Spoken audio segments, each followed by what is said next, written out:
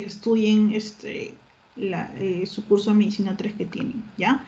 Ya, esta clase va a ser no súper corta, pero va a durar menos de las que duraron las anteriores, ¿ya? Ya. Mientras más rápido comencemos, más rápido vamos a terminar, obviamente. Ya, miren. Primero que nada, tenemos que nosotros saber que vamos a hablar de las polineuropatías. Esta clase es bien extensa, tiene 113 diapositivas, si no mal me estoy equivocando. Y bueno, era necesario que le dé porque si no nos íbamos a atrasar y después, cuando comiencen ya a presentar sus tareas, sus trabajos, iban a necesitar esta clase. Ya mira, entonces hemos hablado un poquito ya de polineuropatías, lo hablamos en la enfermedad de micobacterias, infecciones por virus, lo hablamos en el VIH, también me acuerdo que hablé.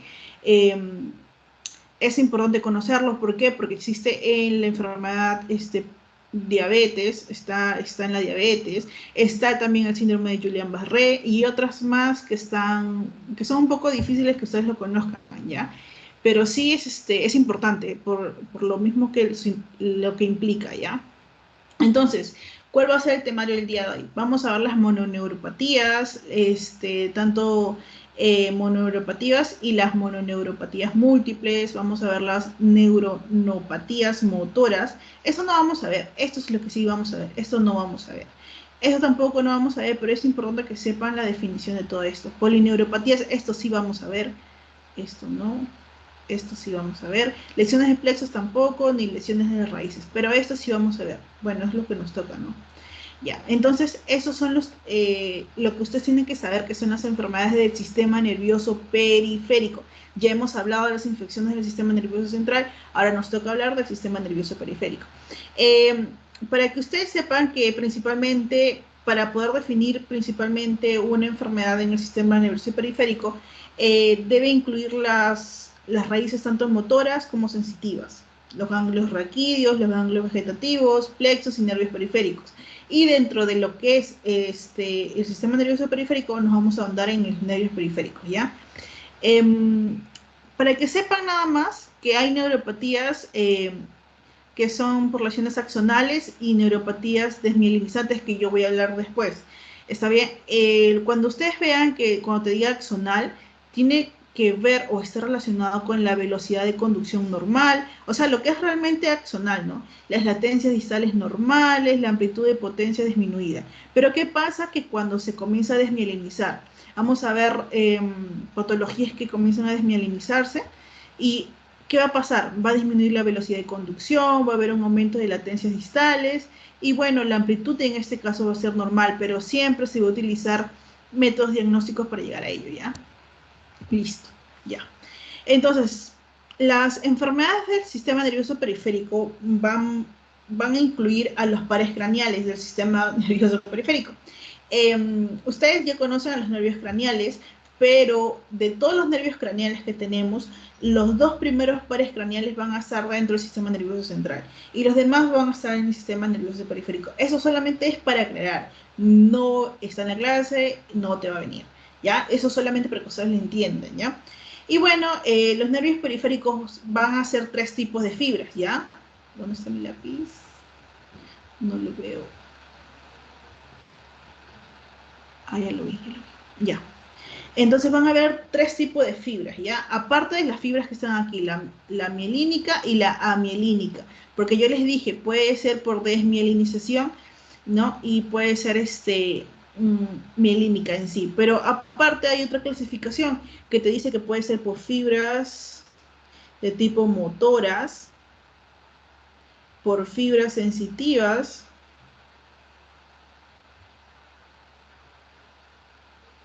y por fibras autónomas. Esto es nada más para que tú conozcas, no es que venga en la clase. Ya no te van a ir en examen tampoco. O puede ser que sí, pero no creo porque no está en la clase. Ya, mira, las fibras motoras, principalmente de qué van a estar compuestos, de axones, de neuronas motoras, por eso son fibras motoras. Y obviamente, ¿te acuerdas? Bueno, yo hice una memotecnia, ¿no? Las fibras motoras, ¿dónde están? En el asta anterior. Y las fibras sensitivas en el asta posterior. Entonces, las fibras motoras van a ser las fibras de las neuronas motoras que van a estar en el asta anterior, ¿ya? Y las fibras sensitivas van a ser las fibras aferentes de las neuronas de primer orden que conducen principalmente la sensibilidad, ¿ya? Y las van a llevar a dónde? Al sistema nervioso central. Y las fibras autónomas, principalmente, estas van a partir de la médula, como esta de acá, van a partir de la médula y van a formar principalmente como plexos vegetativos para inervar principalmente, ¿qué cosa? Vasos, piel y vísceras, ¿ya? Ahora, a ver, en lo que sí, lo que respecta a la clase de hoy, es que tenemos que decir que el sistema nervioso periférico principalmente va a incluir en lo que es la segunda neurona motora en el asta anterior, ¿ya? Eso es lo que va a incluir, principalmente, ¿ya? De la médula espinal. Ya también va a incluir a sus componentes motor, sensitivo y autónomo, y también la unión neuromuscular. Mira, esto es la unión neuromuscular, esto de aquí.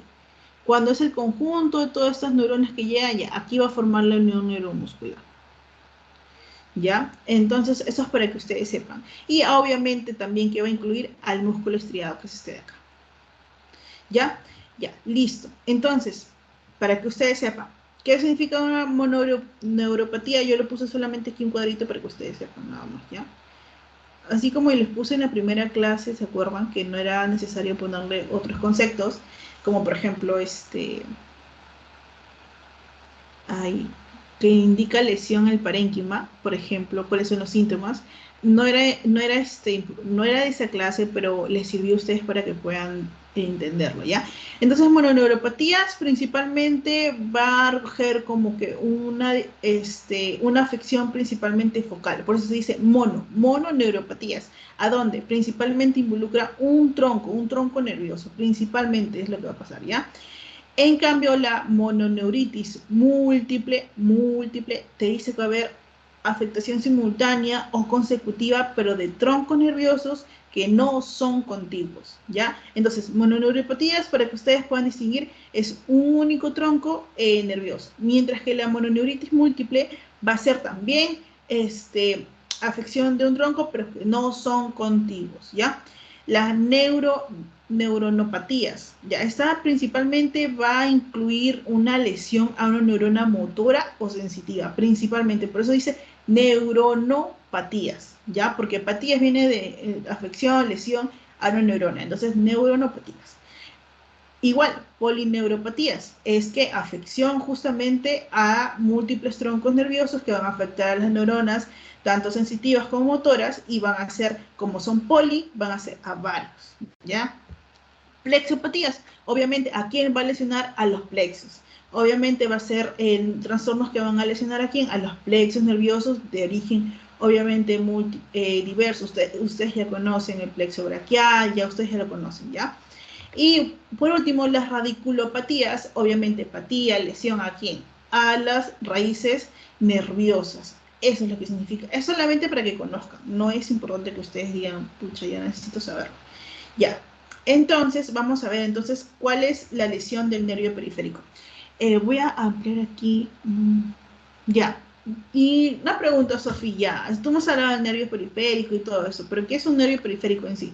Mira, el nervio periférico es esto. Es el nervio periférico. Y obviamente aquí va a estar constituido de las fibras nerviosas. Y son estas fibras nerviosas las que te hablo, ¿ves? Por eso te he puesto unas características para que tú lo veas. O bueno, el doctor te lo puso y yo me lo cogí. Ya, entonces, estas fibras nerviosas que están aquí, estas fibras nerviosas, ¿por quién van a estar como que revestidos? Van a estar revestidos por una capa que se llama perinegro. Y alrededor de ello, obviamente, porque estas fibras necesitan su nutrición, que va a estar al costado por las arterias y también por las venas, ¿ya? Obviamente, si hay una entrada, también tiene que haber una salida, ¿ya? Y el conjunto de todo esto, lo que está rodeándolo, se llama el epineuro. Y todo esto es una fibra nerviosa. Y aquí, por ejemplo, ven una fibra, por ejemplo, esta es la mielina, este es un núcleo de Schwann, y están viendo las fibras. ¿Y estas fibras qué son? Estas fibras pueden formar parte de ¿quién? Del axón. Y obviamente por eso es que se dice desmielinizada, porque puede haber una lesión en el núcleo de Schwann o en los oligodendrocitos que te pueden generar que haya una desmielinización. Pero no solamente por eso, ¿ya? Entonces, disculpen. Entonces, por eso ustedes tienen que saber. Por ejemplo, mira, esta es una toma, otra toma que te han hecho. Acá está en la mielina, obviamente. Ustedes saben para qué sirve la mielina, ¿no? Que es eh, una estructura de colesterol, de lípidos, que hace que, a ver si le puedo dibujar, porque si no, hablándolo no lo van a entender. Ya, mira, acá está la neurona. Ay, disculpa que me salga toda fea, pero ya no dibujo hace tiempo, así que me he puesto floja en esto. Ya, mira, entonces, este es el cuerpo, esta es la acción, obviamente. ¿Y qué va a haber? Su mielina, ¿sí o no? ¿Y qué va a generar esta mielina? Que cuando entre la conducción nerviosa, o sea, el potencial de acción, para que eh, ya el potencial de acción, para que se despolarice y se repolarice, eso es lo que me había olvidado. Ya, entonces, ¿qué pasa? Que viene el potencial de acción, la conducción nerviosa, lo que va a llevar a la conducción nerviosa. ¿Qué va a generar? Llega aquí la conducción nerviosa, salta. Y eso se llama conducción saltatoria. ¿Y cuál es la finalidad? De que la conducción sea más rápida. Mientras que si hay, y si no hay aquí mielina en todo el espacio, obviamente, ¿qué va a pasar? Que se va a conducir de una manera más lenta, ¿ya? Entonces, por eso que la fibra mielina, yo te digo que eso es por lípido. ¿Por qué? Porque es una sustancia aislante. Por eso es que va a saltar, ¿ya? Listo. Listo, listo. Ya, entonces, ¿qué más te voy a explicar aquí? Ah, ya, este cuadrito. Ya, en este cuadrito es para que tú veas que acá está el nodo de Rambier. Estas cositas que eran las separaciones entre la mielina y mielina, que era el nodo de Rambier. Y ese nodo de Rambier es lo que genera la conducción saltatoria, ¿no? Y ya, bueno, como sabes, este es el axón, esta es la mielina, y acá está la célula de Schwann que la va a producir, y bueno, ya pues. Y justamente la célula de Schwann, ¿en dónde está? En el sistema nervioso periférico. ¿Te acuerdas cuál era en el sistema nervioso central? Creo que era el oligodendrocito, no creo que es. Porque ahora mi doctor no quiere que yo diga que creo. Ya, bueno, listo, ya hablamos de eso.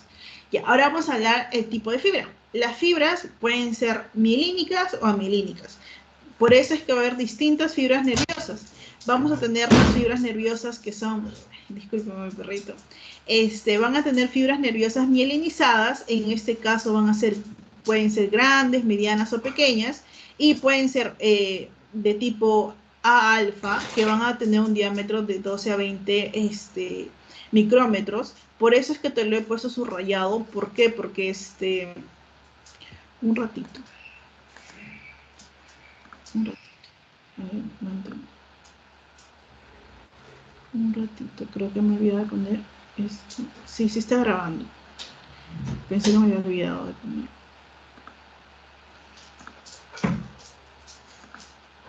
Ya, listo. Pensé que me había olvidado. Ya. ¿Por qué no se pone? Ya, listo. Entonces te decía que había tipos de fibra, que era la fibra mielínica y amielínica. De todas las que están aquí, obviamente todas son importantes, pero las que probablemente te puedan preguntar son estas de acá y estas de acá, las fibras amielínicas tipo C. Las grandes que van a tener el número romanos número 1, principalmente que van a estar en las terminales anuloespilares de los usos musculares principalmente, ¿ya? Y que van a estar, van a ser motoneuronas que van a inervar las fibras musculares extrafusales, ¿ya? Y de las amielínicas, que son el número 4 y que son las fibras de tipo C, van a tener un diámetro mucho menor que las grandes, obviamente, y donde van a estar principalmente en receptores táctiles, prurito, dolor lento, ¿ya? Esto ha sido pregunta de examen, ¿ya? Ya, listo.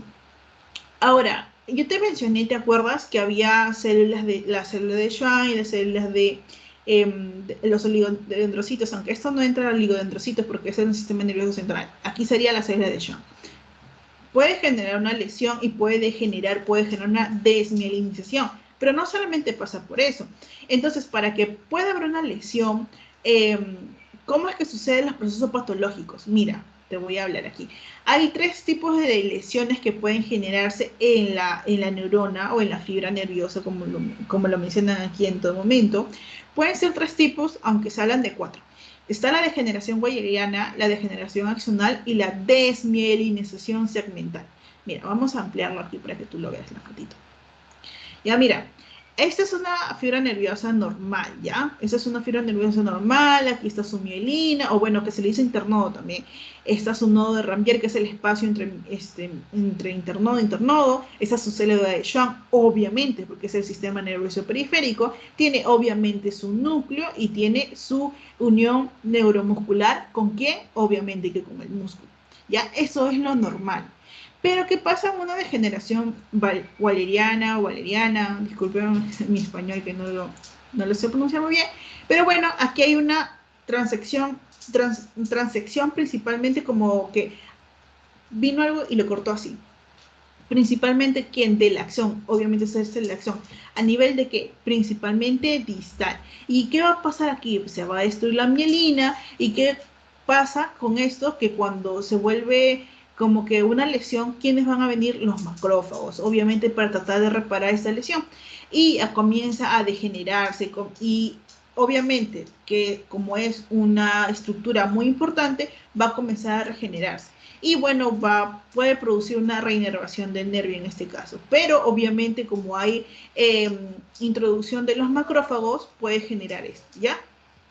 Eso es la degeneración waleriana.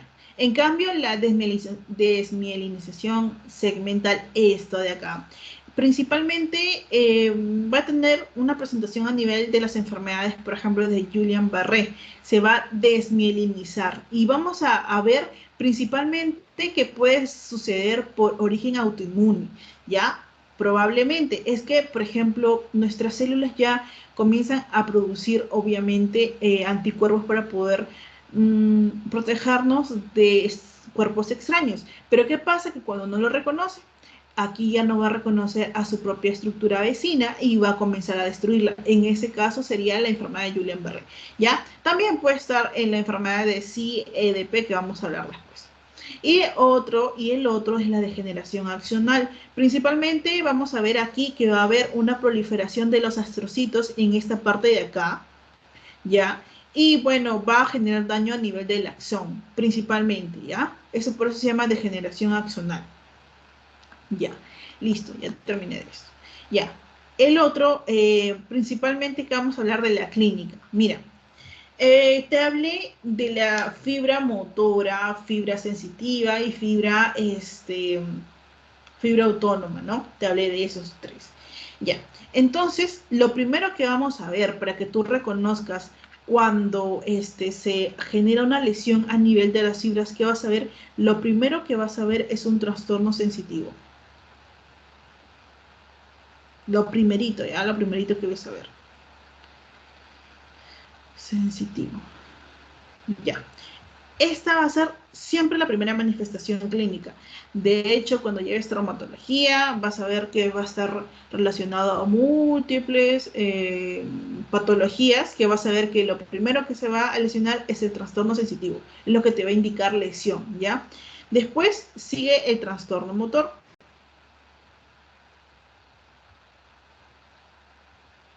Ya, dentro de los trastornos motores, el paciente puede llegar por lesión de la segunda motoneurona. Y yo te voy a explicar qué es eso, ¿ya? Y acorde a ello, ¿qué va a presentar? Va a presentar una atrofia muscular. ¿Por qué? Porque el paciente va a dejar de utilizar esa estructura porque hay un trastorno motor. Por ejemplo, no sé, ya no puede caminar, entonces, ¿qué pasa? Que este músculo o esa estructura que tiene esa lesión se va a atrofiar. Y bueno, obviamente después de eso van a seguir los trastornos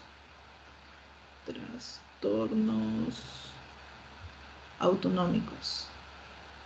Ya, y esto principalmente puede incluir la hipotensión ortostática, trastornos de sudación, retención urinaria en el caso de algunos pacientes, estreñimiento, diarrea. ¿Ya? Eso es lo que principalmente para que veas. Ya, ya, después que te dije eso, ahora vamos a hablar de la anamnesis. Ya, ¿qué es lo que tienes que saber para poder preguntarle al paciente, decirle, ¿tienes esto de verdad es una polineuropatía y no me estaré confundiendo, por ejemplo, con una polineuropatía sistémica, con una tóxica o de repente hay una lesión, una infección en un determinado espacio y está generando de repente un efecto de masa y está generando como un efecto colateral nada más una comprensión, en una parte del cerebro, podría ser, claro que sí. Entonces tú tienes que preguntarle a tu paciente las características cardenales, principalmente cuándo inició, cuánto duró esto de acá, después cuáles son los episodios previos. Vas a ver que es importante esto. ¿Por qué? Porque en la enfermedad de Guillain-Barré es importante, es muy importante que tú le preguntes a tu paciente eh, cuáles son los antecedentes. En este caso, si tuvo una enfermedad respiratoria o, por ejemplo, tuvo una diarrea antes de que sucedieran los síntomas que vamos a ver, ¿ya? Entonces, es importante esto. Después también si hay cambios en el vello, en la piel, principalmente en quienes, los pacientes diabéticos. Esto es muy importante que tú veas siempre en los pacientes diabéticos que van a presentar esto, porque tiene, bueno, después te lo voy a explicar con la fisiopatología, ¿ya? Vamos a ver que hay síntomas motores, síntomas sensitivos y síntomas autonómicos que ya te he explicado un poquito por acá. Pero dentro de los síntomas motores, que vamos a ver, te lo voy a hablar nada más, pero está en una diapositiva para que tú lo puedas leer. En los síntomas motores principalmente lo que tienes que preguntar es si presenta calambres, si presenta espasmos, si hay fasciculaciones, si el paciente presenta temblor. Y otros puede ser debilidad, que es lo primero que se le pregunta al paciente si se piensa de una lesión del sistema nervioso periférico, ¿no? Si presenta debilidad, ¿ya? Si le preguntas que si te presenta debilidad y te dice que sí, y si es distal, te va a decir, bueno, tú vas a pensar lo primero que es una polineuropatía, ¿de qué? Una polineuropatía, ¿ya? También si presenta fatigabilidad, ¿ya? Eso es importante también preguntar al paciente. Y después está dentro de los síntomas sensitivos, van a estar los síntomas positivos, en este caso dolor, parestesias, alodinia, que hemos hablado ya en otras clases. Y los otros podría ser hipoestesia o una ataxia sensitiva. ¿Ya? Ya. Después de que le has preguntado eso, le tienes que preguntar al paciente los antecedentes. ¿Por qué? Porque ahí vamos a ver una de las neuropatías que sí son hereditarias. Dentro de ello, le vas a preguntar qué cosa, la historia familiar, obviamente siempre la historia familiar. Después que le vas a preguntar su historia social, en cuál es la ocupación, si hay exposición a tóxicos, porque hay también polineuropatías que son a consecuencia de tóxicos. ¿Ya? También es importante eso. Si el paciente consume alcohol, drogas, cómo son los hábitos dietéticos, porque acuerda que también te puede dar polineuropatía por deficiencia de vitaminas, principalmente la B, ¿ya? La B12.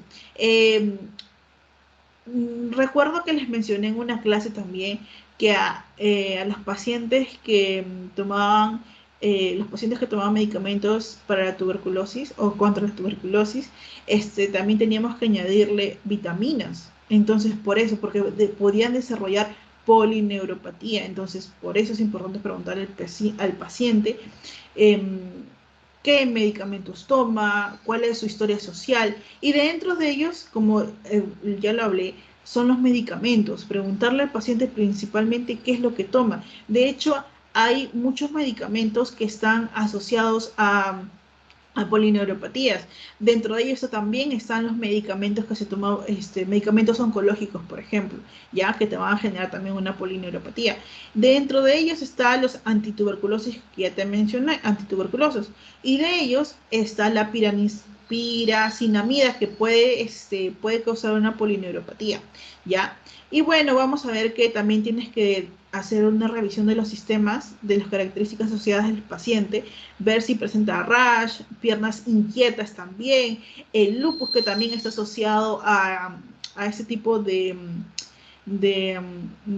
neuropatías también, y la artritis reumatoide que vamos a hablar después, ¿ya? Mira, todos estos son los medicamentos que pueden generar neuropatías, ¿ya? Amiodarona, dentro de las más conocidas, ¿no? Amiodarona, disulfiram, etambutol, que también se le da a los pacientes contra la tuberculosis, isoniazida, mira, ya van dos, mira, etambutol y isoniazida, metronidazole también, ¿no? Nitrofurantoína también, óxido nítrico, ¿Qué más? Cisplatinos que se le dan a los pacientes que tienen, a los pacientes oncológicos. Piridoxina también, otro medicamento tuberculoso. Y talidomida, que en un tiempo se tomaba también y que generó en los niños muchas, o bueno, en las mujeres embarazadas que tomaban, generó muchos efectos colaterales, ¿no? Ya bueno, y eso es por esta diapositiva, ¿ya? Estos son los síntomas que yo te hablaba. Mira, cuando tú veas a los pacientes, vas a ver que van a presentar signos motores. Vas a ver que tú lo vas a calificar como positivos y negativos. Dentro de los positivos vas a encontrar temblor neuropático, hiperexcitabilidad nerviosa, neuronopatías, espasmo hemifacial y calambres. Y dentro de los negativos vas a ver que vas a encontrar debilidad, atrofia, ya te dije por qué, porque los pacientes generalmente que no utilizan determinado estructura o miembro que ha sido lesionada por vía nerviosa, ya no utilizan esa estructura y generalmente se atrofia, ¿ya? Y dentro de los signos sensitivos vamos a ver que presenta también lesiones en fibra pequeña que te puede generar dolor y pérdida de temperatura. Y de las fibras gruesas, obviamente, pérdida de sensibilidad vibratoria, presión, o puede generarte lesiones de la posición articular, ¿no? Dentro de los signos autonómicos puede estar el ortastismo y la taquicardia. Acuérdate, autonómicos tiene que ver ya otro tipo de cosas, ¿ya? Y de ROT vas a ver que va a haber una pérdida de longitud dependiente en los pacientes. Y bueno, en la marcha vas a ver que puede ser marcha en talones, marcha en salto, en cuclillas, ¿ya? Entonces tienes que ver eso también. Si hay nervios hipotróficos, lo que bien tienes que ver, por ejemplo, si hay una infección, probablemente sea por lepra. Si hay una desmielinización, si tú sospechas que puede ser una desmielinización o una remielinización, que te acuerdas que te hablé de las degeneraciones, puedes presentarse como una forma de bulbo de cebolla. Sofi, me estás hablando en chino ahorita. No, te lo voy a explicar después cuando hablemos de los tipos diagnósticos, que vamos a ver estos bulbos de cebollas en la biopsia, ¿ya? Y la neoplasia que se puede ver en neurofibromatosis. Los que han llevado dermatología ya pueden saber qué es la neurofibromatosis, que ya lo han visto también en dermatología, ¿ya? Eso también la deformidad óseas. Pueden indicarte, pero no es específico de una lesión de una polineuropatía, ¿ya? Puede ser el pie cabo, el pie plano, dedos en martillos, una cifoescoliosis o una mano en garra. ¿Por qué mano en garra? También puede ser mano en predicador. ¿Y esto qué me indica? Una mononeuropatía. ¿Por qué? Porque en este caso solamente se ha lesionado, ¿qué cosa? Un tronco nervioso y justamente es periférico. Entonces, por eso te puede ser, estas deformidades óseas que tú ves, eso te puede indicar lesiones en el nervio. Y vas a ver también lesiones en piel, como por ejemplo vasculitis, que también va a tener relación con las polineuropatías, hipopigmentación. En este caso, recuerdo que en las lesiones en piel, cuando hablaban, estaba la hipopigmentación que estaba relacionada a la lepra, ¿ya? Las angioqueratomas, que también estaban asociadas a la enfermedad de Fabry, las neurofibromas que les mencionaba, que estaban las manchas de café con leche, que han visto en dermatología, y bueno, los lipomas también, ¿ya? Que principalmente está asociado a qué cosa? A enfermedad mitocondrial. Y en el caso de las encías pueden ver líneas plúmbicas, en las uñas pueden ver las líneas de MES, que son polineuropatías por... intoxicación, principalmente de arsénico y talio, ¿ya? Y en el cabello puedes ver que puede haber una alopecia, pero es que, mira, todos estos síntomas no son específicos, o sea, no es que yo diga, ay, ya, aparece. Puede ser de aquí para arriba, ya es que sean más específicos, pero de aquí para abajo no son tan específicos. Porque la alopecia puede ser una alopecia hereditaria y no necesariamente tiene una polineuropatía. Pero si tiene una alopecia te puede indicar un poquito de probabilidad, ¿no? Como que si unes todos estos síntomas, podría dar. ¿Ya por qué? Porque la alopecia también me indica enfermedades del tejido conectivo, entonces también es. Y vamos a ver que el cabello rizado en algunos casos puede indicar de una neuropatía axonal gigante, ¿ya? Entonces, eso. Y como te hablaba, aquí están los signos motores positivos y negativos que te hablé, los signos negativos, sensitivos de fibra pequeña y fibra gruesa, y los signos autonómicos que también te hablé, ROT, marcha y nervios hipotróficos. Ahora vamos a hablar lo más importante aquí, que tú sepas qué son los estudios electrodiagnósticos. O cómo puedes diagnosticar una polineuropatía, porque en verdad eso es un poco difícil. Es un poco difícil determinar y llegar, porque en algunos casos pueden ser idiopáticos o pueden no tener una causa aparente, ¿ya? Eh, ya. Dentro de ellos, tú tienes que preguntar, primero, como te dije, en la anamnesis, preguntar si el paciente ha tenido antecedentes de infecciones virales, enfermedades sistémicas. Por ejemplo, la enfermedad sistémica más relacionada a ella es la diabetes. Siempre tienen en cuenta, los pacientes con diabetes mal controlados pueden generar una polineuropatía, ¿ya? Disculpen un ratito.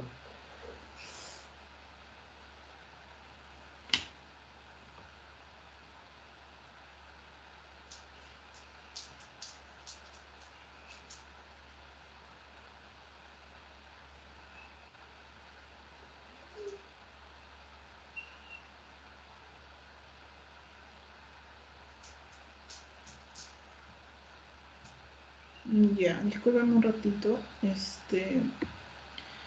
Ya. Ya, dentro de los estudios electrodiagnósticos, como te dije, es importante el diagnóstico preguntarle al paciente si tiene antecedentes de vitamina, si tiene deficiencia de vitamina B6, de B12, como te hablé. ¿Por qué? Porque toma de repente los medicamentos antituberculosos, ¿ya? Entonces es importante ver eso, ¿ya? Después, la hepatopatía crónica también, preguntarle a los pacientes porque pueden tener una... em, recuerdo que pueden tener intoxicación por ello y pueden generar también polineuropatías. Los pacientes que tienen amiloidosis también, que vamos a hablar después. Y bueno, también puede haber una mutación del gen de la proteína transterrínica también puede generar. Entonces, todo eso es importante ver en el paciente, ¿ya? Em, ¿Qué puedes hacer también? Un signo que puede indicarte que se trata de una polineuropatía es el signo de Tinel. Ya, el signo de Tinel, aquí, esto no es, este es un signo de Tinel, ya. El signo de Tinel vas a ver que principalmente es cuando al paciente se le comienza a como que comienza a buscarse la palpación, la percusión en el nervio, que va a sentir el paciente, va a sentir como una sensación eléctrica, ¿ya? En la percusión del nervio, ¿ya? ¿Y qué va a ser característico? Aquí te voy a anotar ya. Va a ser característico de qué? De las neuropatías compresivas.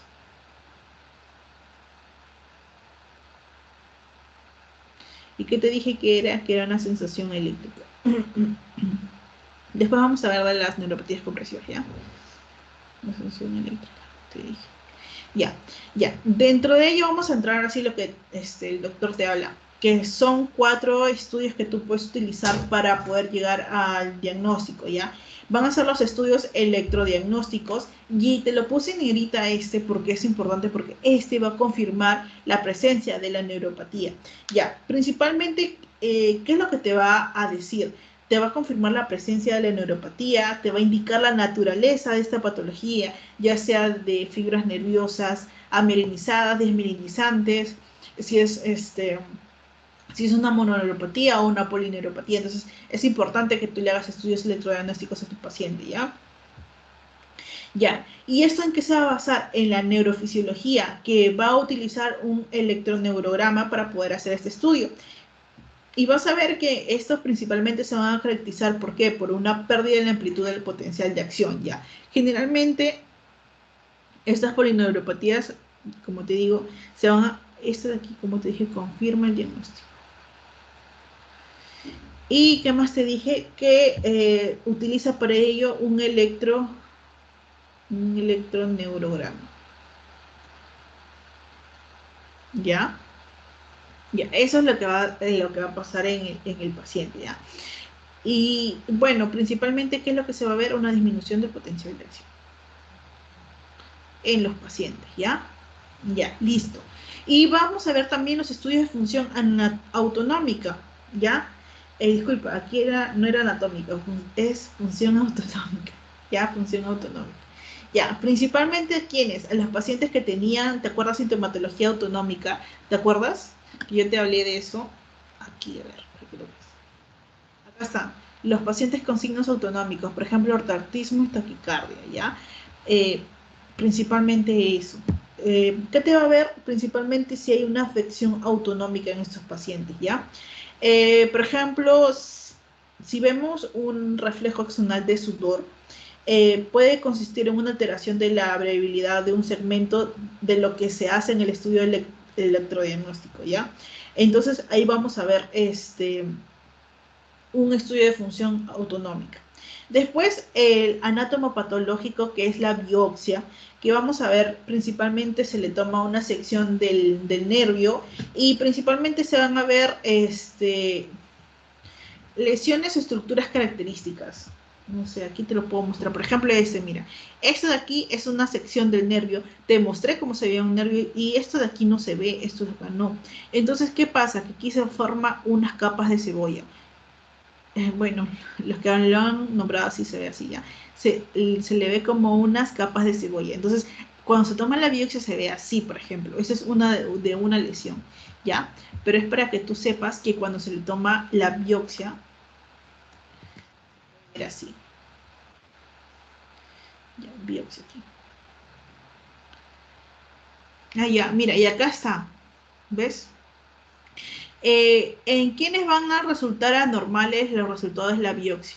En la vasculitis, en la amiloidosis, en la enfermedad de la lepra, en la infiltración del tumor, ¿ya? ¿Y qué es lo que te sugiere anormalidad? Por ejemplo, la enfermedad de Charcot-Marie-Tooth, que vamos a ver ahorita. Y bueno, los demás, ¿ya? Entonces, eso principalmente es lo que te va a indicar la biopsia. Y aquí, por ejemplo, no me había acordado que te había puesto una imagen. Este es un estudio electrodiagnóstico, por ejemplo, mira.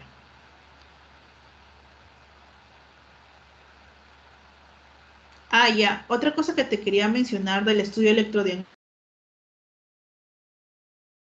se le toma generalmente en una posición al paciente. Mira, por acá yo lo anoté. Ah, ya acá está. Ya, al paciente cuando se le hace electrodiagnóstico, por eso es que aquí está la manito, ¿ves? Por eso aquí está la manito. Generalmente, ¿qué se le toma? Se le toma en la parte de conducción de la axila y el punto de aquí, por ejemplo. Se decía que se puede tomar en el antebrazo, en donde entre el nervio mediano y el cubital, ahí se podía tomar y ahí te podía salir muy bien el electrodiagnóstico. ¿Por qué? Porque generalmente cuando los pacientes llegan a la emergencia, no a la consulta por ello, generalmente ya es un tipo de polineuropatía avanzada y generalmente lo que más se degenera son los miembros inferiores. ¿Y qué se le hace? Se le hace primero un electrodiagnóstico en los miembros superiores, generalmente en el antebrazo. Y cuando se le hace en el antebrazo, se le toma el electrodiagnóstico principalmente en el nervio mediano y cubital, ¿ya? Y si se le toma en la pierna, se le puede tomar entre el nervio tibial y peroneo, ¿ya? Listo. En el laboratorio le vas a pedir al paciente, obviamente, su glucosa. Mira aquí. ¿Qué le vas a pedir? Le vas a pedir esto, mira, le vas a pedir su glucosa en ayunas. ¿Por qué? Porque te dije que había unas polineuropatías que estaban asociadas a enfermedades sistémicas. ¿Y cuál es una de ellas, la más frecuente? La glucosa. La glucosa, ¿por qué? Por una diabetes. También se le puede tomar hemograma, funciones renales, funciones hepáticas, pero también vas a tomar otro. ¿Por qué? Porque también puede deberse a infecciones y ahí le tomamos su proteína C reactiva o también puede deberse a infecciones por enfermedades como el VIH y le tomas su ELISA, ¿ya? También, y bueno, en neuropatías hereditarias, en este caso le tomamos una biopsia de nervio y todo eso. Pero, como te dije, eso le pides al paciente, ¿ya? En la neurografía por resonancia magnética también puede salirte, pero se prefiere, como te dije, los estudios electrodiagnósticos que son los mejores, ya por decirlo así. Ya mira, este es un cuadrito bonito también que recogí. que vi y que me gustó. Por ejemplo, neurofisiología, que te dije que es este de aquí, que se basa en la neurofisiología, los estudios electrodiagnósticos, van a salirte desmielinizantes. ¿Quiénes? O cómo es, ¿qué te va a salir en desmielinizante? Cuando hay disminución de la velocidad de conducción y hay un aumento de las latencias distales. ¿Y en dónde la vas a encontrar? Por ejemplo, en la enfermedad de Guillain-Barré. En las genéticas, en este caso, vamos a ver la Charcot-Marie. Y bueno, y la demás. Y el otro, que también te puede salir una degeneración axonal. Esto se refiere a degeneraciones, ¿ya? La degeneración axonal te va a salir con características de que de velocidad de conducción normal, pero va a haber una disminución en la amplitud del potencial. ¿Y en quién se va a presentar? Principalmente en las enfermedades metabólicas, como te dije, diabetes. También te puede presentar en las intoxicaciones, van a generar, como te dije, polineuropatías y ya. También está la Charcot-Marie, pero en la tipo 2. Y en las mixtas también va a estar relacionado obviamente a la diabética porque es desmielinizante y axonal. Y también puede estar asociada al linfoma y al mieloma, ¿ya? Entonces este es un cuadrito de neurofisiología que es importante para que tengas, ¿ya? Ya. Mira, y acá estaba, no me había acordado, que aquí estaba, mira, el cuadrito que te dije de laboratorio, lo que tú puedes pedir, mira. El recuento total de células, la función renal, un perfil hepático, una sedimentación de los glóbulos rojos, eh, principalmente pedirle glucosa, hormona estimuladora de tiroides también, la vitamina B12 que te expliqué que por qué es importante si el paciente también preguntarle si toma medicamentos, si es infeccioso de origen infeccioso, como por ejemplo el VIH, Campylobacter jejuni, que va a estar relacionado a la enfermedad de Guillain-Barré, por ejemplo, e historia familiar también de neuropatía, ¿no? Entonces ya listo. Ya. Pero ¿qué pasa si tenemos una historia, como te dije, este es un algoritmo que es bien bonito, porque te dice, si tienes una mononeuropatía multifocal, tómale una electromiografía. Te dije, estudios electrodiagnósticos. Si le sale que es axonal, puede ser una enfermedad sistémica como vasculitis, diabetes y todo eso. Pero si es dismilinizante, puede ser una enfermedad CIDP o puede ser una neuropatía multifocal, ¿ya? Pero, ¿qué pasa? ¿Por qué no había esto aquí?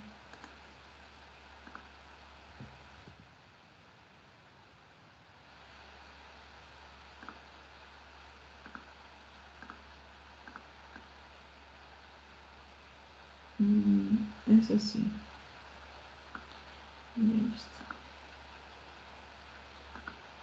Ya. Ya, mira. ¿Qué pasa entonces si tienes una mononeuropatía y es focal? Puede ser, por ejemplo, una polineuropatía por compresión. ¿Ya? Y si es este cambio difuso, puede ser una neuropatía subclínica o puede ser una diabetes o otra enfermedad sistémica.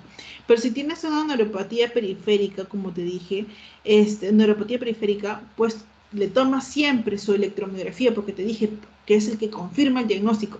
Ah, me olvidaba decirte que esto fue pregunta de examen también, ¿ya? De estudios electrodiagnósticos. Si te sale axonal puede ser de forma aguda o subaguda y crónica. Y ahí también es importante, por eso pregúntale bien la anamnesis al paciente, porque te puede salir que es por porfiria. Dentro de las subagudas puede salirte que es una deficiencia, eh, amiloidosis o puede ser intoxicación. Dentro de las crónicas puede estar la hereditaria, ¿ya? Y en caso si se trata de una desmielinización, puede salir de una enfermedad hereditaria.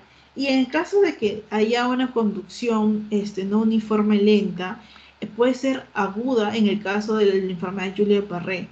Pero si no es así, puede ser una enfermedad CIDP, desperpiteinemia, osteosclerosis, ¿ya?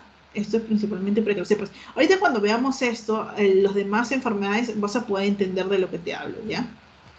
Ya. Vamos a entrar hacia lo que es de las polineuropatías en sí. Uno, dos, tres, cuatro, cinco. Ya nos falta 4 diapos más. Ya, vamos a hablar de las polineuropatías. Principalmente vamos a hablar ahorita de las polineuropatías hereditarias. Ya, va a tener, le he puesto heterogéneo, ¿por qué? Porque no van a tener una sintomatología o no van a tener un grupo homogéneo, va a ser un grupo heterogéneo. ¿Cómo es el inicio en estos pacientes? Insidioso, y el curso va a ser progresivo. Siempre cuando veas una neuropatía hereditaria va a tener estas características, ¿ya? Eh, y como es un grupo heterogéneo, obviamente va a tener pocos síntomas y va a ser síntomas muy variables, no van a ser síntomas específicos. Y obviamente que van a ser pocos síntomas, ¿por qué? Porque el curso va a ser progresivo. Puede ser sindrómicas o no sindrómicas, ¿ya? Dentro de ellos tenemos a la enfermedad de Charcot-Marie-Tooth, ¿ya? Eh, esta, esta polineuropatía es denominada también síndrome de atrofia muscular peronal. Principalmente vamos a tener sus variantes, la CMT1, CMT2, CMT3, la 4, este y este.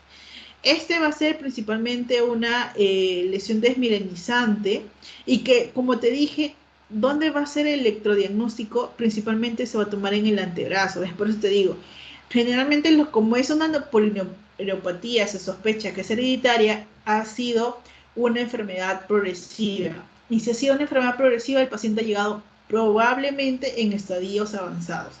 Y como en estadios avanzados probablemente ya esté degenerado principalmente los miembros inferiores, que se toman los miembros superiores. Y es por eso que a los pacientes se le va a tomar en el antebrazo, primero en el antebrazo, ¿ya? ¿En dónde se presenta? En la primera y segunda década de la vida.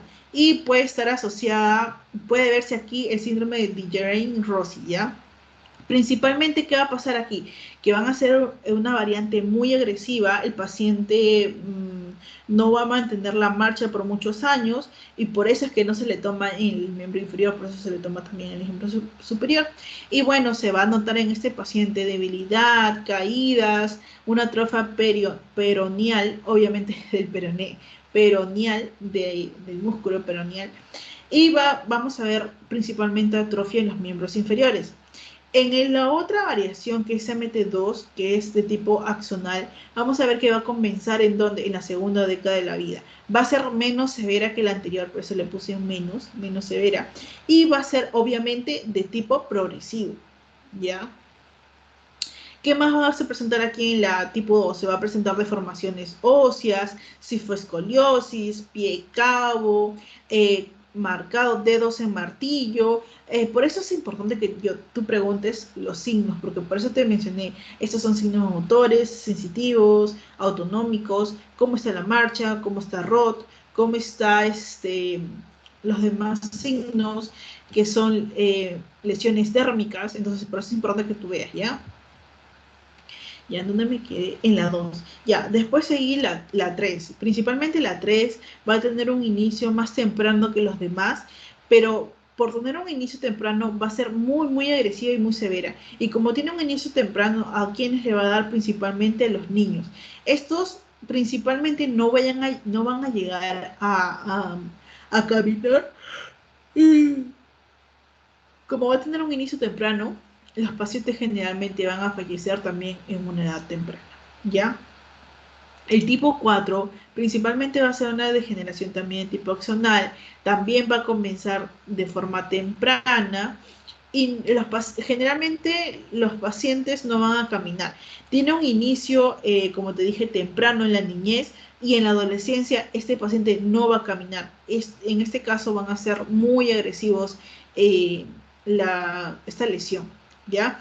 El DCMT también va a ser una degeneración axonal o desmielinizante y va a ser principalmente una enfermedad muy agresiva, pero lo bueno es que son raros, ¿ya? Son raros. Y eso es lo bueno, lo único bueno. Ya.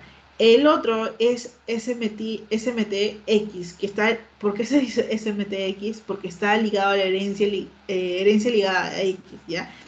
Afecta, como te dije, estas polineuropatías se dice que son del sistema nervioso periférico, pero como te dije, las dos primeras de estos nervios van a tener inserción en el sistema nervioso central. Ya, entonces, por eso es que esta herencia ligada a X también puede afectar al sistema nervioso central cuando está asociado al CX32, ¿ya? Al gen CX32. Y bueno, hay algunas formas complejas que pueden tener también afectación hereditaria. Ya, pero cuando es netamente motor, cuando es la variación netamente motora, se va a llamar atrofia muscular espinal distal y también es hereditaria, ¿ya? Ya, mira, como te dije, ay, ¿ves? No te mencioné esto. Hay neuropatías hereditarias. Estamos viendo una que es la de Charcot-Marie-Tooth, que aquí está, mira, por ejemplo. Ya, ahí está la Charcot-Marie-Tooth, la enfermedad hereditaria, esta de acá, neuropatía hereditaria con predisposición a parálisis por compresión. Está también la neuropatía autonómica sensitiva hereditaria, que esa es la de acá. Y está la miotrofia neurálgica hereditaria. Principalmente estamos hablando de estas, ¿ya? Ya, para que te ubiques, porque si no te vas a perder. Ya. Ya, dentro del tratamiento que le vamos a dar al paciente, como te dije, como va a ser muy heterogénea, no va a tener, digamos, unos síntomas floridos, unos síntomas específicos. El tratamiento se va a indicar principalmente sintomático. Dependiendo de los síntomas que tiene el paciente, se le da.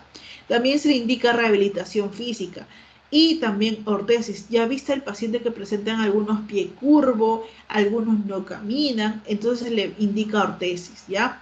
En algunos casos se le puede indicar que tomen neurotrofinas también para generar como que la activación de esto y que se puedan regenerar, pero no les surte efecto a los pacientes, ¿ya? Pero lo que sí se ve que algunas mutaciones de esta neuropatía hereditaria, que en este caso sería la de Charcot-Marie, responden también a corticoides, pero no todos, responden algunos, ¿ya? Y algunos quienes, algunos los que tienen una mutación, que es la mutación MEPS. ¿Ya? Ya, listo. Mm, ya. Y ahora vamos a hablar de la neuropatía hereditaria con predisposición a parálisis por compresión.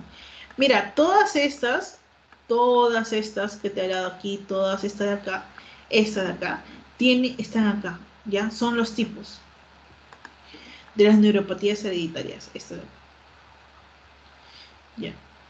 Y ya te hablé de uno, de la Charcot-Marie, esta.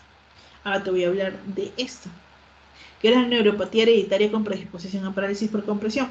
Esta, igual que las demás, que todas son hereditarias, va a ser va a tener una herencia autosómica dominante. ¿Y en quiénes se va a dar? Principalmente en los pacientes que están cursando en la segunda y tercera década de la vida. Van a tener obviamente episodios recurrentes y pueden tener unas mononeuropatías aisladas. ¿Te acuerdas cuando te hablé al inicio? Mononeuropatías aisladas puede ser el síndrome de túnel carpiano, el síndrome del nervio mediano, el síndrome del cubital, por ejemplo. Ya, estos son ejemplos de mononeuropatías aisladas, ¿ya? Y en la electromiografía, que te dije que es el examen diagnóstico que confirma la polineuropatía, que se va a ver el enlentecimiento de latencia distal. Aquí está. Hay un enlentecimiento, no es de manera normal, sino comienza a enlentecerse. Ya, el otro, que te dije, este es 1, este es 2 y este es 3. Está la neuropatía autonómica sensitiva hereditaria. Estas son enfermedades raras, obviamente van a tener síntomas heterogéneos, van a ser genéticamente heterogéneas estas acá, y la clínica principalmente va a consistir en una pérdida de las sensaciones, va a tener síntomas autonómicos, como ya te hablé, y ortostatismo, taquicardia, aumento del sudor, por ejemplo, y bueno, principalmente van a tener poca afección motora, ¿ya? Poca afección motora. Ya. El otro de las polineuropatías hereditarias está la amiotrofia neurálgica hereditaria.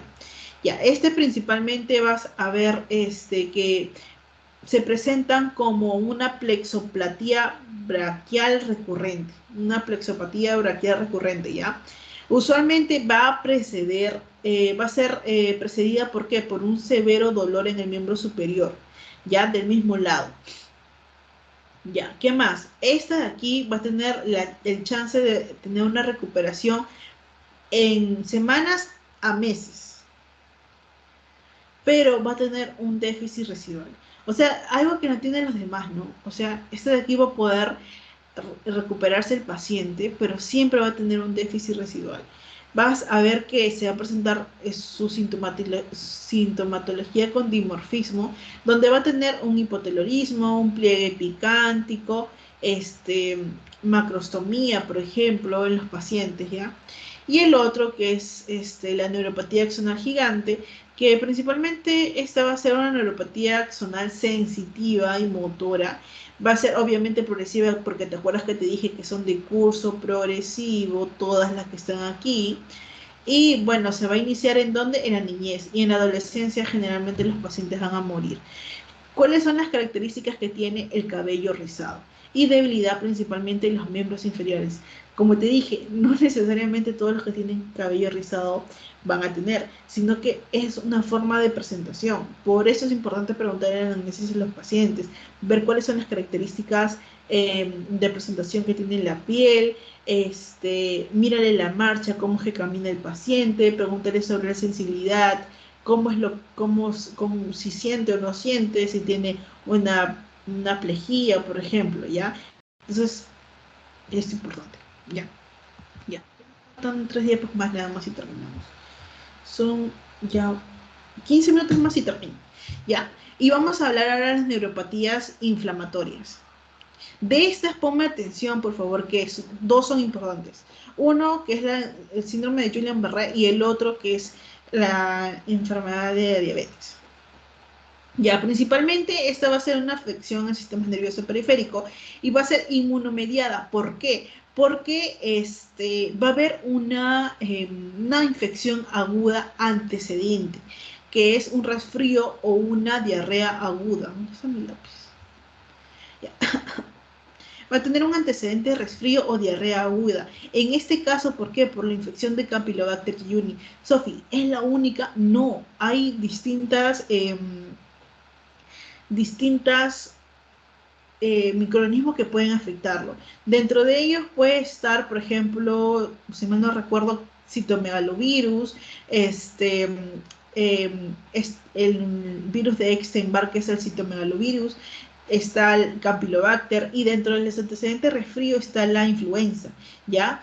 Por eso es importante que tú te vacunes, ¿ya? Ya. Bueno, ya. Lo dejo ahí, que tiene antecedentes de resfrío y antecedentes de diarrea aguda. La relación mujer-hombre está en relación de 1 a 1.5, es decir, quiere decir que le da más a los hombres. Dentro de diagnósticos diferenciales que le tiene el paciente, vas a ver principalmente que va a presentar el botulismo o la miastenia gravis, ¿ya? Estos dos son sus diagnósticos diferenciales. Y también puede presentarse, obviamente puede mimetizarse o puede presentar la misma sintomatología que una hipofosfatemia y una parálisis periódica. ¿Por qué? Porque vamos a ver cómo es la que tiene la afección. Lo que pasa es que aquí, obviamente, es antecedente de resfrío y diarrea aguda. Nuestro cuerpo generó una inmunoprotección, obviamente con anticuerpos. Entonces, ¿qué pasó? Aquí hubo una inmunidad cruzada, si no me estoy equivocando. ¿Y qué pasó? Que estos anticuerpos, en vez ya de seguir atacando a los cuerpos extraños, comenzó a atacar tu propio cuerpo. Ya quedó este componente autoinmune y bueno, va a comenzar a atacar a tu propio cuerpo y es así como se va a generar la enfermedad de Guillain-Barré. Ya, ¿cómo comienza la enfermedad de Guillain-Barré? Mira, dentro del diagnóstico que se encuentra, para poder ver, se encuentra esto, el diagnóstico de Brinton. Ya, pero para tú saber eso, primero tienes que saber cómo es que inicia la enfermedad de Guillain-Barré, cuál es la sintomatología. Dentro de ellos, la clínica, vas a ver que el paciente se puede presentar como unas parestesias distales. Yo recuerdo que había aquí en Perú una campaña de si tenías estos síntomas, si reconoces estos síntomas, puede ser que tengas el síndrome de Guillain-Barré porque había mucha infección en ese tiempo, recuerdo. Ya, las presbiopsias distales puede comenzar típicamente, ¿cómo van a ser? En la planta del pie. ya van a ser plantares. Y después, bueno, plantares obviamente no están en los miembros inferiores, ¿no? Ya, parestesias distales plantares. Después que va a seguir, puede seguir o puede priorizar a qué cosa, a una tetraparesia eh, flácida. A veces algunos pacientes se caían, ¿no? Y una arreflexia. Y así es como se presenta. Y también vas a comenzar, ay, no puedo escribir aquí, puedo escribir aquí ya. Pueden comenzar a tener debilidad los pacientes, ¿ya? Debilidad en dónde? Debilidad en los miembros inferiores.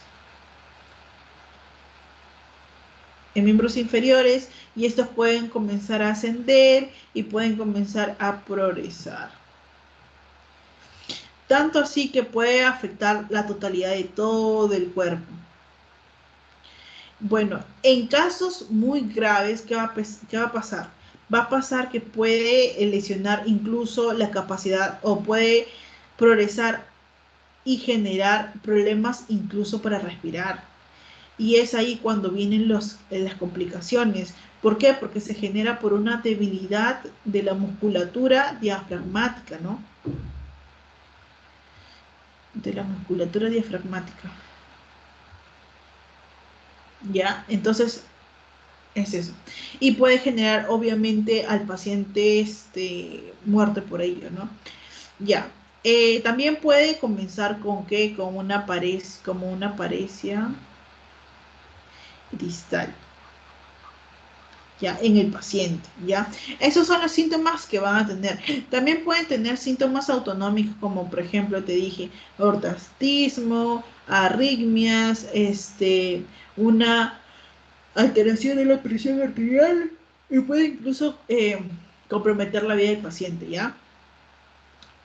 Pero para ello tienes que excluir otros síntomas, que es como por ejemplo la alteración respiratoria, en el caso del botulismo y la miastenia gravis. ¿Por qué? Porque te dije, debilidad de la musculatura diafragmática, puede también confundirse con ello. Disfunción vesical, ¿esto por qué? Por los síntomas o los signos autonómicos que te expliqué, puede tener también. Entonces, puede tener el paciente disfunción vesical o intestinal al inicio. También puede verse por una fiebre de inicio en el caso de infección. Siempre descarta. Y el nivel sensitivo puede también deberse a una mielopatía, entonces por eso descarta ello. ¿Ya? ¿Qué más? Esto ya te expliqué. Y ya, dentro de ellos, como te dije, va a haber un cuadro diagnóstico. ¿Qué es el cuadro diagnóstico de quién? De Brighton, que te dice que si la debilidad es bilateral y es flácida, te va a indicar aquí la severidad del diagnóstico y la certeza, ¿ya? Y lo vas a ir viendo también. La reflexión del tendón, eso también vas a ir viendo. ¿Cuánto tiempo cursa los síntomas? Si es de 12 horas o de 28 días, también tienes que evaluar eso. ¿Cuánto es el recuento de células? Si es menos de 50, también tienes que evaluar eso, ¿ya? La concentración de proteínas también, ¿ya? Entonces, eso vas viendo, ¿ya? Dentro de los tipos, también tienes que ver, mira, me estoy olvidando de mencionarte. Había también que tú tenías que ver. ¿Por qué? Porque habían diagnósticos requeridos para tú poder decir que tiene Guillain-Barré, y en ese caso los tipos de signos requeridos para eso era debilidad progresiva en uno o más miembros con arreflexia, y que el curso de la enfermedad sea menor a 4 semanas. Eso ya. Mira, acuérdate, aunque eso no lo menciono en la clase, pero bueno, hay debilidad progresiva en o más miembros con arreflexia y con un tiempo menor de 4 semanas. Eso tenlo presente, ¿ya? ¿Y qué es lo que te sugiere que puedes tener Guillain-Barré cuando tengas una debilidad simétrica relativa o una leve afección sensorial? También una ausencia de fiebre y que tres diagnósticos que te lleven a Guillain-Barré, como por ejemplo en los criterios de Brighton, ¿ya? Ya. Ya terminamos con Julián Barré. Ahora vamos a hablar de la polineuropatía desmielinizante inflamatoria crónica, también llamada CIDP. Este principalmente va a ser una poliradiculopatía desmielinizante crónica, y si es crónica, obviamente va a ser progresiva, ya te expliqué. Va a ser monofásica o puede ser recurrente. Aquí, para poder tú determinar que se trata de esto, es que tiene que aparecer un tiempo más de 2 meses. Este, ¿te acuerdas? Es menos de 4 semanas. Van a tener variantes, ¿ya? Va a aparecer el CIDP típico, donde va a tener sintomatología principalmente sensitiva y motora. Después está el CIDP principalmente motor, que va a tener principalmente una sintomatología simétrica. Después va a estar el CIDP de tipo principalmente sensorial, y va a estar principalmente asociada a gamopatías de tipo monoclonal, ¿ya? Y así. Aquí está, por ejemplo, en este cuadro, está para que tú veas la estimación de la prevalencia de cada de los tipos de las variantes de CIDP, y para que tú veas principalmente la prevalencia. Mira, la prevalencia, ¿cuál es más prevalente? Dentro de ellas es la CIDP sensorial y también la CIDP típica, ¿ya? Todas, casi todas van a tener un curso crónico, mira, excepto obviamente la CIDP aguda, ¿ya? Pero ¿cuáles son los síntomas clínicos principales? Dentro de ellos, la CIDP típica va a tener, como te dije, principalmente síntomas sensitivos y motores, ¿ya? Y la distribución va a ser simétrica, proximal y distal, mientras que en el tipo sensorial, que son las dos más importantes, va a tener predominantemente sintomatología sensorial, ¿ya? Y bueno, de ellos no tanto predominan, pero estos dos, tú tienes que saber estos dos, ¿ya? Ya, listo. Ya, el diagnóstico, como te fui adelantando, principalmente va a ser clínico. Eh, no va a tener no va a tener una clínica florida, pero estos son los criterios de inclusión en una sintomatología de CIDP clínico, por ejemplo, que sea una clínica progresiva, que tenga recurrencia simétrica tanto proximal como distal, que tenga disfunción sensorial en las extremidades, y que sea un tiempo menor de 2 meses, como te dije en la diapo anterior. Mayor de 2 meses, disculpa. Ya, mayor de 2 meses. ¿Dónde está? Aquí. Ya que tenga un tiempo, ay sí, acá dice, mayor de 2 meses, y que tenga reducción del tendón de su reflexión del tendón, ¿ya?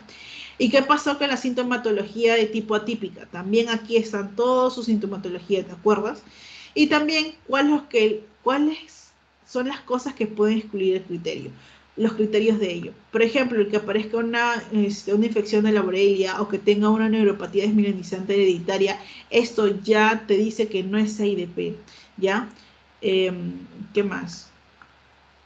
¿Qué más te puedo ver aquí? Ya nada más.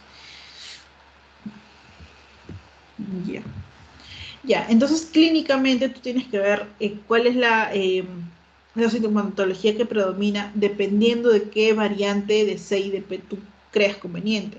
Dentro del diagnóstico o el electrodiagnóstico, vas a ver principalmente que es un estudio de neuroconducción, y aquí en este caso CIDP se va a tratar de una desmielinización, ¿ya? ¿Y qué vas a ver entonces en el electrodiagnóstico? Vas a ver un bloqueo tanto parcial de la conducción como latencia distal. Y como te dije, en estos pacientes vienen, como es una enfermedad progresiva, vienen ya con lesiones de miembros inferiores, y lo que te queda hacer es eh, un estudio en miembros superiores. En este caso, lo que puedes utilizar es el antebrazo, y en ello vas a probar principalmente el nervio mediano y el cubital, y en el caso de la pierna, si es que aún todavía no puedes tomárselo, lo vas a tomar entre el nervio tibial y peroneo, ¿ya? En algunos casos mencionan que la sensibilidad es mucho mejor en los bloqueos de conducción, en donde en la axila, o sea, entre un punto dentro de la axila y el punto de R. Este es el punto de R.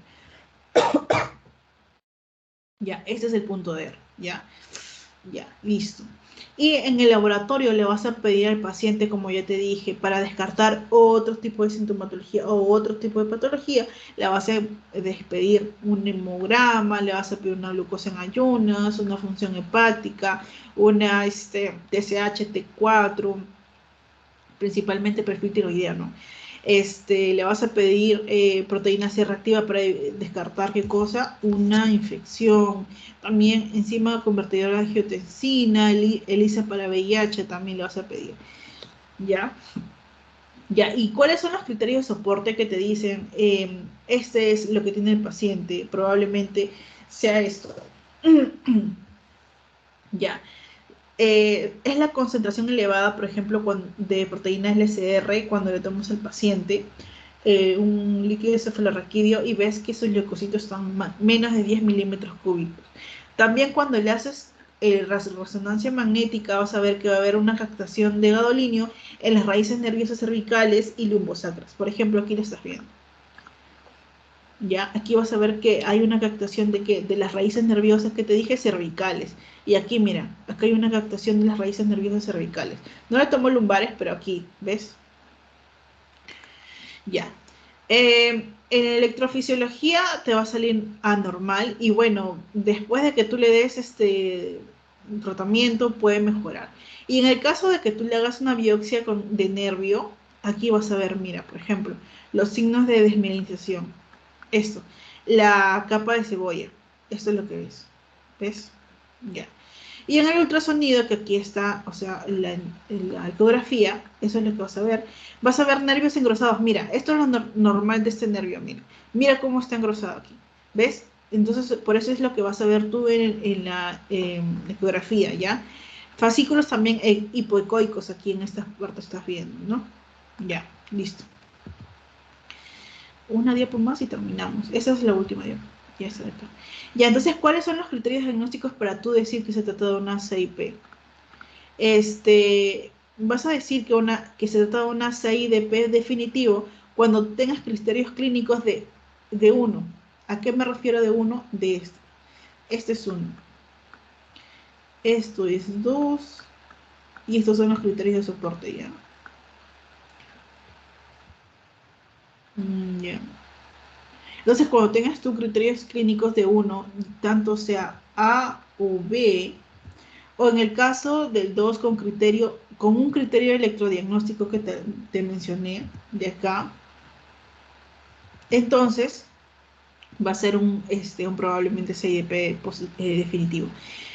Que tengas un diagnóstico probable de esto, probable de CIDP, más un criterio de soporte. ¿Cuáles son los criterios de soporte? Esto es lo que te dije.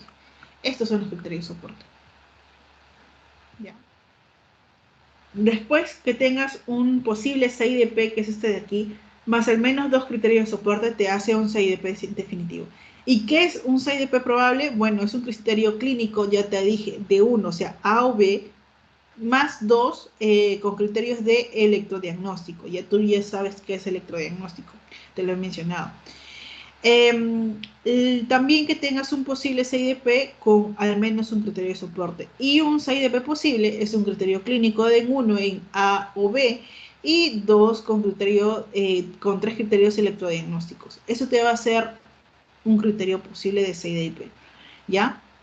Listo. Ya. Dentro del tratamiento, ¿qué se le va a hacer al paciente? Dentro del tratamiento, el paciente le vas a dar inmunoglobulina intravenosa y responde también a los corticosteroides. Ya, dentro de la inmunoglobulina intravenosa, ¿qué le vas a dar? Le vas a iniciar con 2 gramos por kilogramos al paciente. ¿Y con cuánto lo vas a mantener? Con 0,4 a 1 o 2 gramos por kilogramos en los pacientes, ¿ya? Generalmente, ¿por cuánto? Por 2 a 6 semanas. ¿Ya? Y los corticosteroides vas a iniciar obviamente de manera oral con 60 miligramos y en el mantenimiento vas a dar dependiendo de las pulsaciones que le vas a dar. Principalmente le vas a dar dexametasona de 40 miligramos a 4 días por mes, ¿ya? Ya, listo. Ya. Ya. Y este es un algoritmo para que tú veas cómo es el diagnóstico confirmatorio de este tipo de enfermedad. Principalmente, si hay un déficit pequeño, principalmente vas a ver una observación. Pero si hay un déficit funcional o significativo funcional, le da su, ¿qué cosa? Su inmunoglobulina intravenosa. ¿A cuánto? 0,4 por kilogramos por 5 días y ya vamos a ver cómo funciona el paciente. También le vas a dar su prednisona, también le puedes dar a 60 o 80 miligramos por día, ¿ya? Y también le vas a dar lo demás. Pero si tú ves que es una enfermedad ya más avanzada, más grave, ya entonces ahí le vas a dar esto.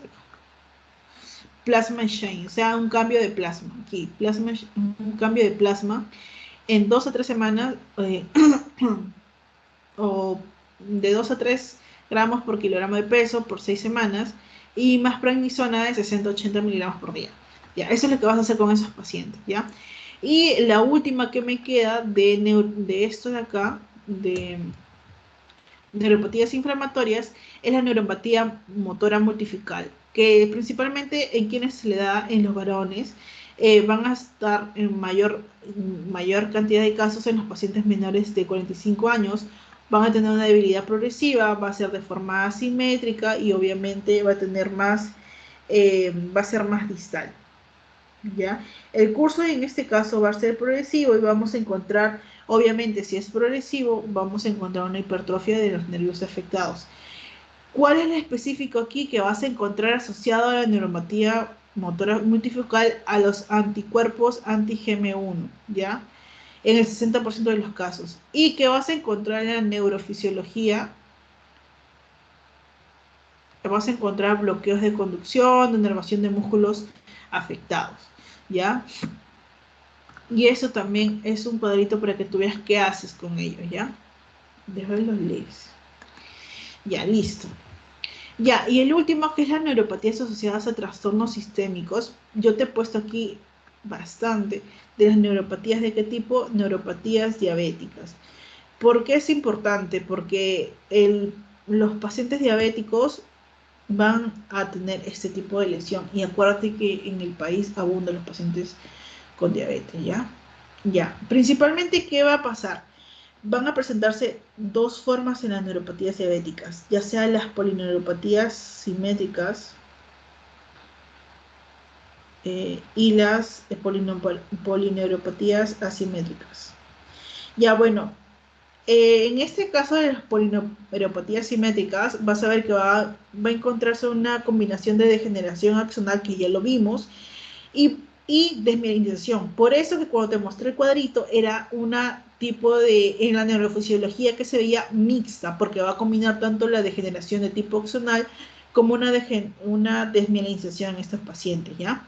Y dentro de las polineuropatías asimétricas van a ser menos comunes que las simétricas y van a ocurrir principalmente en ancianos y pueden aparecer incluso antes de la enfermedad que pase, ¿no? Ya. ¿Cuáles van a ser los tipos de las neuropatías diabéticas? Van a estar aquí los que te he puesto acá.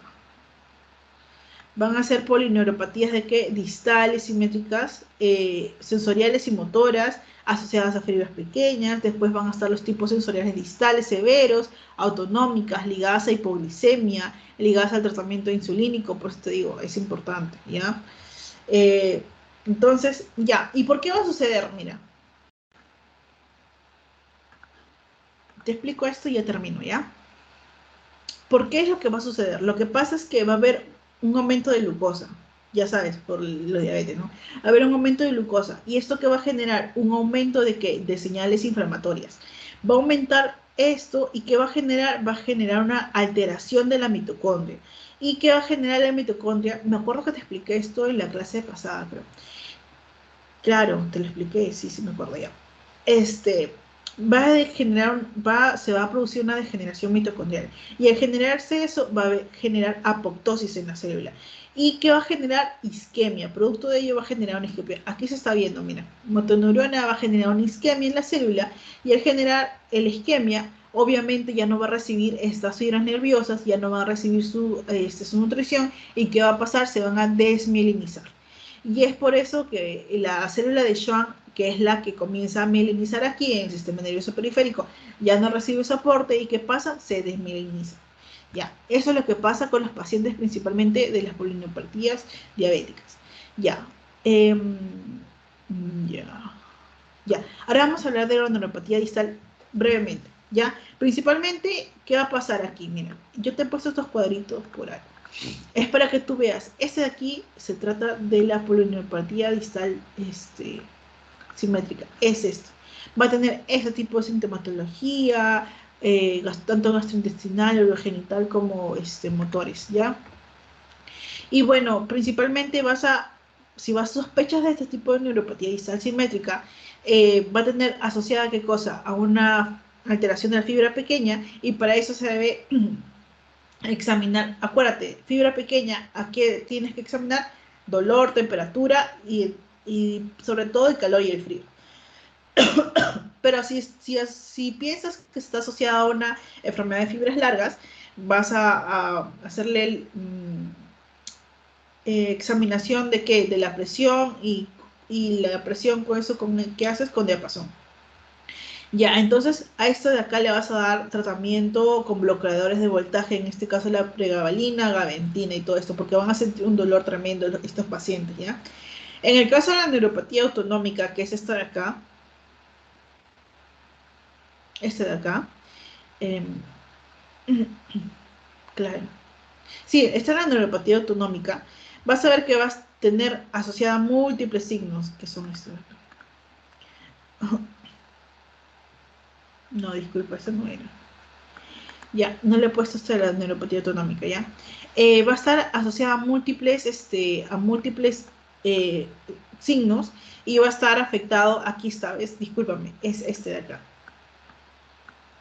Va a estar asociada a múltiples signos y va a estar asociada a qué cosa? A alteraciones gastrointestinales, alteraciones urogenitales y sudomotor. Van a ser también muy dolorosas como la neuropatía distal simétrica, ya me acordé, es este de acá. Este es este de acá y este es este cuadrito de acá. Este de acá es este de abajo, malignidad es este de acá, este es paraneoplásica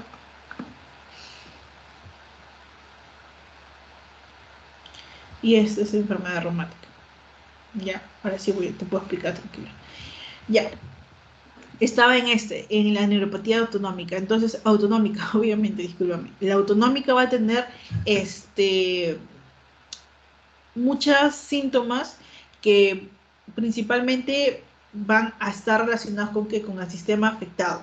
Ya, por ejemplo, en la gastrointestinal, en este caso de acá, la gastrointestinal, el paciente que va a presentar, puede presentar náuseas, puede presentar diarrea en estos casos, ¿no? Y también puede estar asociado a nivel cardiológico.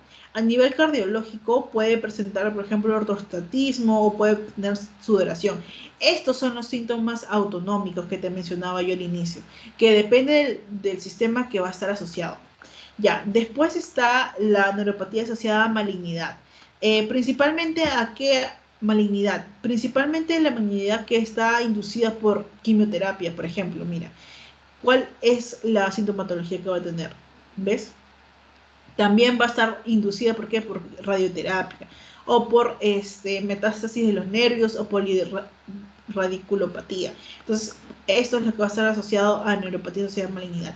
Y dentro de las paraneoplásicas, obviamente aquí lo vas a ver, vas a ver en los pacientes que tienen un cáncer, obviamente, y van a ser principalmente neuropatías paraneoplásicas que van a estar asociadas a qué cosa, a neuropatías sensoriales, principalmente, ¿ya? Neuropatías sensoriales, ¿ya? Ya, y dentro de ellos también vas a ver a la polineuropatía asociada a enfermedades reumáticas, que es este de acá. Ya, dentro de ella la que va a estar asociada es la vasculitis. La vasculitis, aquí está, vasculitis, vas a ver que va a presentar una mononeuritis múltiple en polineuropatía simétrica o una neuropatía de fibra pequeña que está aquí, ¿ves? Ya, listo. Listo, listo. Y la última cosa que te quiero mencionar es la neuropatía, que es importante también, neuropatía asociada a infecciones, que tú tienes que ir ahí ver, ¿ya? Si está asociada a VIH, si está asociada a la enfermedad de Lyme, si está asociada a la hepatitis C o a citomegalovirus o la enfermedad de Epstein-Barr, disculpa, el virus de Epstein-Barr.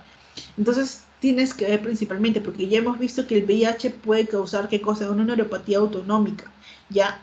Y en el caso de que haya compromiso craneal, puedo pensar que puede estar asociada a la enfermedad de Lyme, ¿ya? O también puede estar asociada a la enfermedad de varicela zoster, que está aquí, ¿ves? Neuropatía craneal, que sí está asociado. Mientras que si presenta una neuropatía autonómica, principalmente puedes pensar o puedes sospechar de una enfermedad de Chagas o VIH, ¿ya? Y así. Ya chicos, bueno, eso es todo. Como les dije, es bien extensa la clase del doctor, pero bueno, he tratado de resumir lo más que puedo, ¿ya? Ya, listo. Si hay alguna pregunta, me las hacen llegar em, en el chat, o si no, mi WhatsApp me pueden escribir más tarde, o al momento que tengan tiempo. Tratando de estudiar bien para su examen, ¿ya?